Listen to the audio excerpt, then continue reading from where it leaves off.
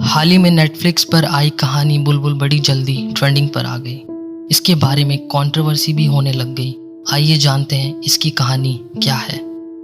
इसमें एक 5 साल की बच्ची बुलबुल की शादी एक बड़े ठाकुर इंद्रनील से करवा दी जाती है। इंद्रनील के 2 भाई होते हैं, एक महेंद्र, दूसरा सत्या, जो बुलबुल से बस 2 या 3 साल ही बड़ा होता है। दोनों साथ में खेलते थे, एक साथ ही बड़े हुए, इसलिए बुलबुल सत्या के करीब रहती थी। दोनों एक दूसरे को पसंद करते थे। उधर दूसरी तरफ विनोदनी, जो महेंद्र की बीवी थी, वो बुलबुल से नफरत करती थी, क्योंकि बुलबुल के बहुत ही ज़्यादा छोटे होने के बावजूद विनोदनी को उसे इज्जत से बात करनी पड़ती थी। और विनोदनी को कभी पति का प्यार नहीं मिला था, क्योंकि महेंद्र की दिमागी हालत खराब थी, इसलिए उसकी नज़र बड़े मालिक यानी इंद्रनील पर थी। इंद्रनील की नज़रों में बुलबुल को गिराने के लिए वो इंद्रनील को भड़काने लग जाती है, सत्या और बुलबुल के बारे में बातें करके। पहले तो इंद्रनील अवॉइड करता था, पर कहीं ना कहीं उसे भी पता था कि बचपन से साथ रहने खेलने की वजह से बुलबुल सत्या को पसंद करती है। यह सोचकर सत्या को इंद्रनील लंदन भेज देता है और हांडी छोड़कर खुद हमेशा के लिए चला जाता है।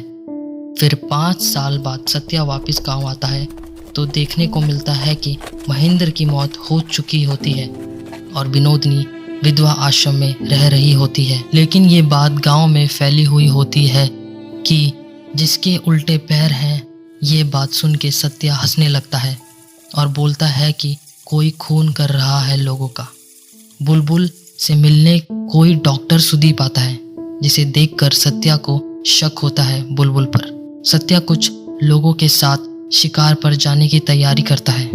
रात के वक्त फिर चुड़ैल आती है और एक और मारकर उल्टे पैर से घसीट के ले जाती है। सत्या के आने से पहले वो चली जाती है। उसे लगता है किसी ने मर्डर किया है।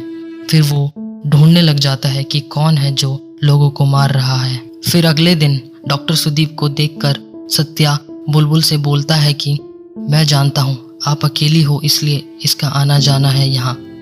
यह सुन के बुलबुल बोलती है कि तुम सब लोग एक जैसे हो। फिर फ्लैशबैक दिखाती है कि 5 साल पहले जब सत्या चला जाता है, उसके बाद बुलबुल रो रो के पागल जैसी हो जाती है। न खाती पीती है, न किसी काम में मन लगता है। वो एक डायरी फाड़ के आग में डाल देती है, जिसमें वो और सत्या अपनी कहानी लिखते थे। ठाकुर उस डायरी के कुछ पन्ने देखता है। उसमें अपनी बीवी और भाई का नाम देखते ही वो गुस्से में बुलबुल को डंडे से इतना मारता है कि बुलबुल का पैर टूट जाता है। वो अधमरी हो जाती है। फिर ठाकुर डॉक्टर सुदीप को बुलवाता है और हवेली छोड़कर हमेशा के लिए चला जाता है। सुदीप बुलबुल का इलाज करता है और किसी को भी पैर छूने से मना करता है, वरना डैमेज हो सकता है। फिर जब बुलबुल सो रही होती है, तब महेंद्र आके बुलबुल का रेप कर देता है। फिर विनोदनी को जब पता चलता है, वो बुलबुल को चुप रहने के लिए कहती है। सुदीप आकर देखता है बुलबुल के पैर खून में सने होते हैं। उसे पता चलता है कि इसका रेप हुआ है। वो बोलता है, बताओ किसने किया, मैं मदद करूँगा। बुलबुल उसे चले जाने को कहती है। फिर जैसे ही बुलबुल ठीक होती है, यह पता चलता है उसके अंदर देवी होती है। फिर धीरे धीरे वो उन लोगों को मारने लगती है जो औरतों पर अत्याचार करते हैं। इसकी शुरुआत वो महेंद्र को मार के करती है।